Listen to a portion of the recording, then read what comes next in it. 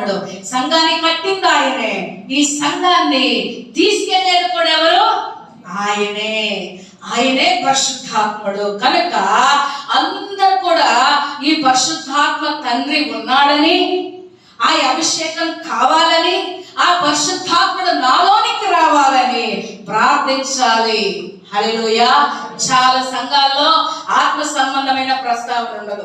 ఒక పరిశుద్ధాత్ముడు ఉన్నాడన్న ఉనికి ఉండదు, ఆ ప్రసంగాలు ఉండవు. ఏంటి మీరు ఆశీర్వదించబడతారు, నాకు ఇవ్వండి ఇవ్వండి ఇవ్వండి, దరిద్రం తప్పితే ఆయన ఉనికి ప్రకటన ఉండదు, పరిశుద్ధాత్మ శక్తి ఉండదు. కొంతమందికి చెప్తుంటే నిజమా అంటారు. మీరు చెప్తున్నట్లు అనట్లేదా? నిజమా అంటారు. దర్శనాలు ఉన్నాయా, ప్రవచనాలు ఉన్నాయా, అగ్ని మండిందా మనలో ఆశ్చర్యపోతుంటారు. ఆయన లేని సంఘాలెన్నో, పరిశుద్ధాత్మ అభిషేకం లేని సంఘాలెన్నో, విచ్చలవిడిగా ఆచార భక్తితో నడుస్తున్న సంఘాలెన్నో.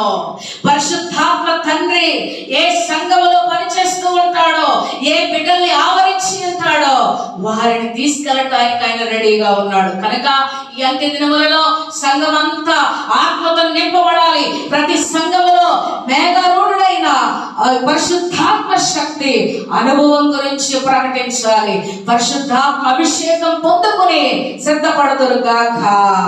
అందుకే ప్రభు భూమి మీద ఉన్నప్పుడు పదే పదే చెప్పాడు, మీరు పరిశుద్ధాత్మ శక్తిని పొందుకొనండి, మీరు పొందుకోండి.